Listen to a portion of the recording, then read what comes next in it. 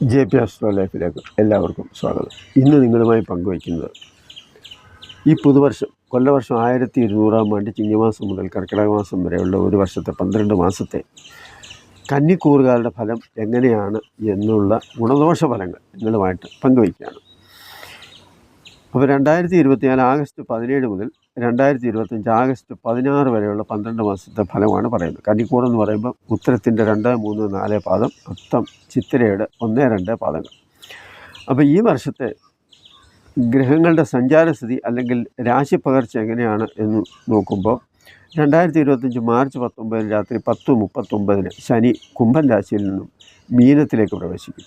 2025 May 14 അതായത് മേടം 31 തീയതി രാത്രി 10:07 ഇടവത്തിൽ നിന്ന് വ്യാഴം മിഥുനം രാശിയിലേക്കും പ്രവേശിക്കും.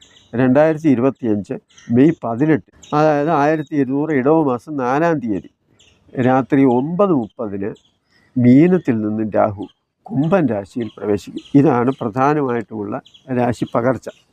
2025 മാർച്ച് 19 വരെ അതായത് മീനമാസം 15 തീയതി വരെ ശനി 6-ാം ഭാവത്തിലാണ് നിൽക്കുന്നത്. അപ്പോൾ 6-ാം ഭാവത്തിൽ നിൽക്കുക എന്ന് പറയുമ്പോൾ തന്നെ കുംഭൻ രാശി അതിൻ്റെ മൂലത്രികോണ രാശിയുമാണ്.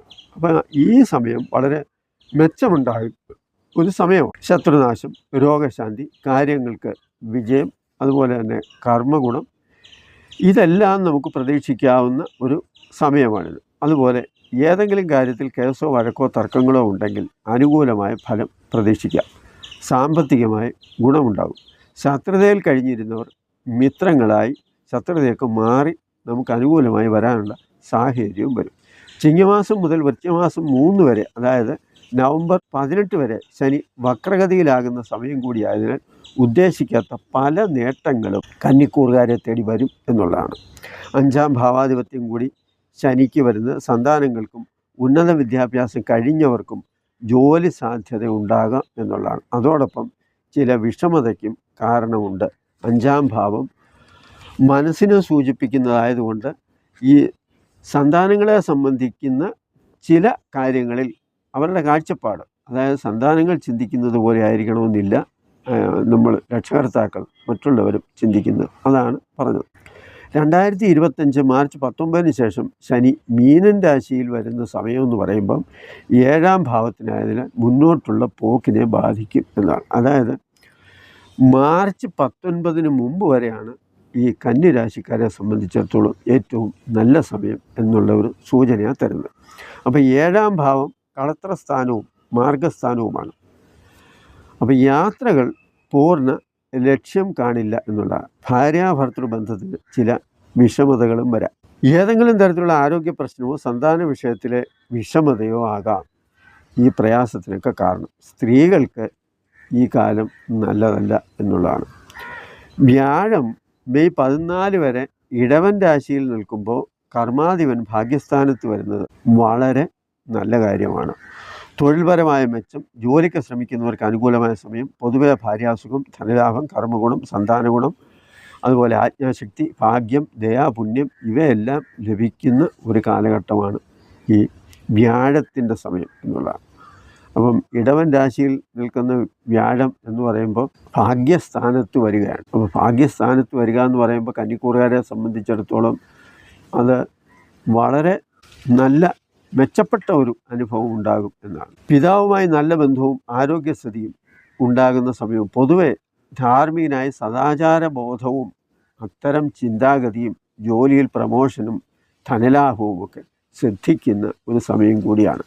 2025 മെയ് 14 മുതൽ വ്യാഴം മിഥുനൻ രാശിയിൽ പ്രവേശിക്കുമ്പോൾ ജാതകത്തിൽ വ്യാഴം ബലവാനായി ഇഷ്ടഭാവത്തിൽ നിൽക്കുന്നവർക്ക് 10-ലെ വ്യാഴം ഗുണം ചെയ്യും. എന്നാൽ വ്യാഴം അത്ര മെച്ചമല്ലാതെ മോശാവസ്ഥയിലാണ് നിൽക്കുന്നത് എങ്കിൽ ചാരവശാൽ 10-ലെ വ്യാഴം വലിയ ഗുണമൊന്നും പ്രതീക്ഷിക്കാനില്ല എന്നുള്ളതാണ്.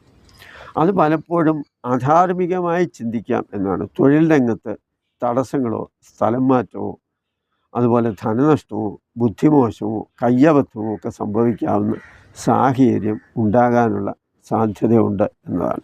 ഇടവം 29 മുതൽ മിഥുനം 23 വരെ വ്യാഴം മൗഢ്യാവസ്ഥയിലുമാണ് എന്നുള്ളതാണ്. ആത്മീയ കാര്യങ്ങളിൽ ശ്രദ്ധ കുറയും. 2025 മെയ് 18 ഇടവം 4-ാം തീയതി വരെ 7-ൽ നിൽക്കുന്ന രാഹു പങ്കാളിയുമായി ഭിന്നതയിലായിരുന്നവർക്ക് മെയ് 18 ശേഷം അനുകൂലമായ തീരുമാനം പ്രതീക്ഷിക്കാം. വിവാഹ സംബന്ധമായി തടസ്സം ഉണ്ടായിരുന്നവർക്കും തീരുമാനമാകാതെ വിഷമിച്ചവർക്കും മെയ് 18 ശേഷം അനുകൂലമായ സമയമായിരിക്കും എന്നുള്ളതാണ്. അതുപോലെ പങ്കാളിക്ക് കാലിന് പ്രശ്നമോ അലർജിയോ മറ്റു പ്രശ്നങ്ങളോ ഉണ്ടായിരുന്നവർക്ക് മെയ് 18 ശേഷം ആരോഗ്യസ്ഥിതി മെച്ചമാകാനുള്ള സാധ്യതയുണ്ട്. മെയ് 18 മുമ്പ് സ്ത്രീ സംബന്ധമായ വിഷയത്തിലും പേരുദോഷമോ അപവാദമോ അപമാനമോ ഒക്കെ സംഭവിക്കുകയും അതുപോലെ ചൂട് പിടിച്ച മനസ്സുമായിട്ട് ഒരു മനപ്രയാസത്തിൽ കഴിഞ്ഞവർക്ക് മെയ് 18 ശേഷം അതെല്ലാം മാറി ശത്രുതയൊക്കെ മാറി നല്ല സഹകരണത്തിൽ പോകുന്ന ഒരവസ്ഥയുണ്ടാകും. ചിലർക്ക് ചില ആരോഗ്യ പ്രശ്നങ്ങളുണ്ടാകും. അത് അർശസ് അതുപോലെ കുടൽ സംബന്ധമായ പ്രശ്നങ്ങൾ ഒക്കെ ആയിരിക്കാം.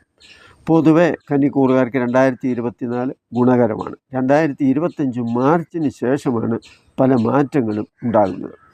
ചിങ്ങം മുതൽ കർക്കിടകം വരെയുള്ള 12 മാസത്തെ ഫലങ്ങളെ വളരെ ചുരുക്കി 1-2 വാചകത്തിൽ പറയുമ്പോൾ ചിങ്ങമാസത്തിൽ ചിലവ് കൂടും. മാനസികമായി ഒരു ടെൻഷൻ നിലനിൽക്കും. ബന്ധുക്കളുമായിട്ടുള്ള ബന്ധത്തിൽ ചില അഭിപ്രായ വ്യത്യാസമോ നീരസമോ ഭിന്നതയൊക്കെ വരാം. വസ്ത്രാഭരണ സാധനങ്ങൾ ഒക്കെ വാങ്ങിക്കുന്ന ഒരു സാഹചര്യത്തിൽ ചിലവിന് സാധ്യത കൂടും. കന്നിമാസത്തിൽ ശിരോരോഗ സാധ്യത വരാം, സൂക്ഷിക്കുക. കൃഷിക്കാർക്ക് ഗുണമുണ്ടാകും, വരവ് കുറയും, ചിലവ് കൂടും.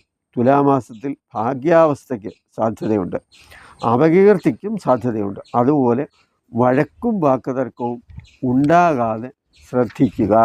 വൃശ്ചിക മാസം പൊതുവെ അനുകൂലമാണ്. ധനലാഭം അതുപോലെ തൊഴിലിൽ മെച്ചമുണ്ടാകുക. നേത്രരോഗം ഒഴിച്ചാൽ മറ്റ് ആരോഗ്യ പ്രശ്നങ്ങളൊന്നും ഉണ്ടാകാനുള്ള സാധ്യതയില്ല. സന്താനങ്ങൾക്ക് നല്ല സമയമാണ്. ധനുമാസം ബന്ധുഗുണം, ധനലാഭം, ഭൂമി സംബന്ധമായ മേന്മ എന്നിവയ്ക്കൊക്കെ സാധ്യതയുള്ള മെച്ചപ്പെട്ട ഒരു മാസമാണ്. മകരമാസം ആരോഗ്യ പ്രശ്നങ്ങൾ വഴി പല ബുദ്ധിമുട്ടും തടസ്സവും ഉണ്ടാകാനുള്ള സാധ്യതകൾ ഉണ്ട് എന്നാണ്. വീട്ടിൽ ചില വഴക്കിനും സാധ്യതയുണ്ട്. കുംഭമാസം ഭൗതിക സുഖത്തിന് വേണ്ടി വീട്ടുപകരണങ്ങൾ സമ്പാദിക്കും. സ്വജന വിരോധത്തിന് സാധ്യതയുണ്ട്. ഭൂമി സംബന്ധമായ ലാഭമുണ്ടാകും. മീനമാസത്തിൽ സമാധാനം നഷ്ടപ്പെടുന്ന പല സംഗതികളും വരാം. പൊതുവെ മോശമായ മാസമാണ്. മേടമാസത്തിൽ സാമ്പത്തിക ലാഭവും ഭൂമി സംബന്ധമായ ലാഭവും അല്ലെങ്കിൽ ഗുണവും ഉണ്ടാകും. നേത്രരോഗ സാധ്യതയും വാക്ക് തർക്കവുമൊക്കെ ഉണ്ടാകാം. ഇടവമാസത്തിൽ സാമ്പത്തികമായി ചില ഗുണമുണ്ടാകുമെങ്കിലും ശത്രുതയ്ക്കും ആരോഗ്യ പ്രശ്നങ്ങൾക്കും സാധ്യതയുണ്ട് എന്നതാണ്. മിഥുനമാസത്തിൽ ചില ബുദ്ധിമുട്ടുകൾ ഉണ്ടാകാനുള്ള സാധ്യതയുണ്ട്. ബന്ധുക്കളുമായി കൂടിച്ചേരാനും അവരുമായിട്ടൊക്കെ പൊരുത്തപ്പെട്ട് മുന്നോട്ട് പോകാനുമൊക്കെ കഴിയുമെങ്കിലും ആരോഗ്യ സംബന്ധമായിട്ടും അത്ര മോശമല്ലാത്ത ഒരു സമയമാണ്. സാമ്പത്തികമായിട്ട് ചില മെച്ചങ്ങളൊക്കെ ഉണ്ടാകും. കർക്കിടക മാസം അത്ര മെച്ചമല്ല. അന്യദേശവാസം ആഗ്രഹിക്കുന്നവർക്ക് അനുകൂലമാണ്. പൊതുവെ മാനസിക പ്രയാസമൊക്കെ വരാവുന്ന ഒരു മാസമാണ് കർക്കിടക മാസം. ഈ 12 മാസത്തെയും അതുപോലെ തന്നെ 2.25 നക്ഷത്രങ്ങളുടെയും ഫലം പറയുമ്പോൾ ഓരോ ഗ്രഹങ്ങളും ജാതകവശാൽ മെച്ചമാണെങ്കിൽ അത്ര വലിയ ദോഷമൊന്നും ഉണ്ടാകത്തില്ല. ഈ പറഞ്ഞതിനേക്കാൾ കുറച്ചുകൂടി മെച്ചമായിരിക്കും. എന്നാൽ ജാതകവശാൽ ഓരോ ഗ്രഹങ്ങളുടെയും സ്ഥിതി വളരെ മോശമായിരിക്കുന്ന അവസ്ഥയാണെങ്കിൽ ഈ പറഞ്ഞതിൽ നിന്ന് കുറച്ചുകൂടി ദോഷം നമുക്ക് പ്രതീക്ഷിക്കുകയും ചെയ്യാം. കാരണം ഗുണം മാത്രം പറഞ്ഞ് ആൾക്കാരെ സന്തോഷിപ്പിക്കുകയല്ല, ഗുണവും ദോഷവും നമ്മൾ അറിഞ്ഞിരിക്കണം.